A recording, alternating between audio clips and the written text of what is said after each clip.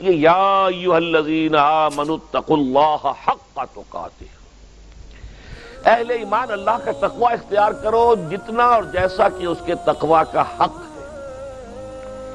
اب یہ چونکہ خطاب ہو رہا تھا صحابہ کرام سے، اور ابھی یوں سمجھیے کہ مدنی دور کا آغاز تھا۔ اکثریت تو مسلمانوں کی وہ تھی کہ جو مکے میں پوری طرح آزمائشوں میں سے نکل کر آئے تھے، بھٹیوں میں سے گزر کر آئے تھے، کندن بن کر آئے تھے۔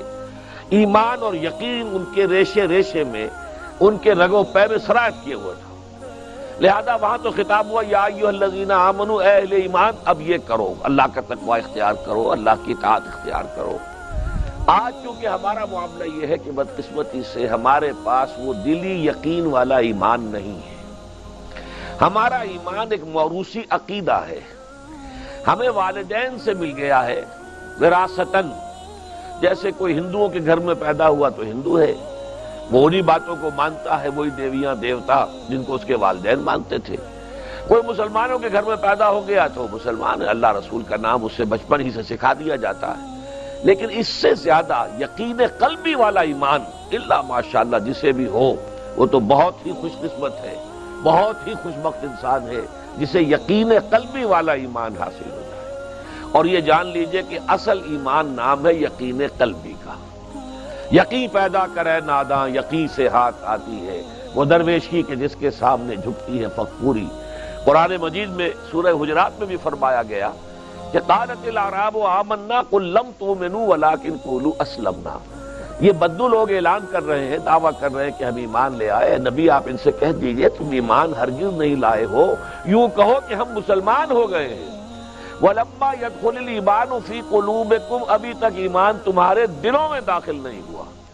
یعنی جب اسلام کو غلبہ حاصل ہو گیا، نبی اکرم صلی اللہ علیہ وسلم اور آپ کے ساتھیوں کو، صحابہ کرام کو عرب میں طاقت کی حیثیت حاصل ہو گئی، تو اب لوگ جو ہیں جوق در جوق، فوج در فوج ایمان میں داخل ہو رہے تھے۔ اذا جاء نصر اللہ والفتح ورأیت الناس يدخلون فی دین اللہ افواجا۔ لیکن یہ جو فوج در فوج آ رہے تھے، ان کے ایمان کی وہ کیفیت نہیں تھی کہ جو ابتدا میں ایمان لائے تھے۔ جو لوگ شروع میں ایمان لائے تھے وہ اپنے گھر بار چھوڑ کر، اپنے باپ کو، ماں کو، بھائیوں کو چھوڑ کر، رشتے کاٹ کر، پھر یہ کہ انہیں پتا تھا کہ جیسے ہی ہم کہیں گے اشہد ان لا الہ الا اللہ واشہد ان محمد رسول اللہ، میں مار پڑنی شروع ہو جائے گی، ہمارے اوپر سختیاں آئیں گی، ہم پر سخت قسم کی پرسیکیوشن ہوگی، تشدد ہوگا۔ لہذا اس وقت تو ایمان وہی لاتا تھا جس کے دل میں یقین پورا پہلے سے پیدا ہو گیا۔ لیکن بعد کے دور میں ظاہر بات ہے کہ اب جیسے طاقت حاصل ہو گئی تو طاقتور کے ساتھ تو سبھی مل جاتے ہیں۔ لہذا ایسے لوگ بھی آگئے جن کے بارے میں میں نے ابھی آیت آپ کو سنائی، آیت نمبر 14 سورہ الحجرات کی، کہ تم اپنے آپ کو مسلمان تو کہہ سکتے ہو، مومن نہیں کہہ سکتے، اس لیے کہ مومن تو وہ ہوتا ہے جس کے دل میں ایمان کھپ گیا۔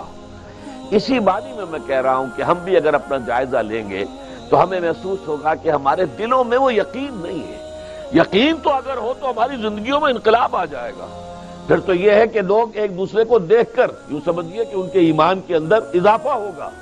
صاحب ایمان تو وہ ہے جس کے بارے میں حضور نے فرمایا اذا رؤوا ذکر اللہ، جن کو دیکھ کر اللہ یاد آ جائے۔ صاحب ایمان تو وہ ہوتے ہیں کہ جن کو دیکھ کر اللہ یاد آتا ہے۔ اس اعتبار سے ہمارا جو اس وقت معاشرہ ہے، 1.5 ارب کے قریب مسلمان دنیا میں ہیں، لیکن کیا وجہ ہے؟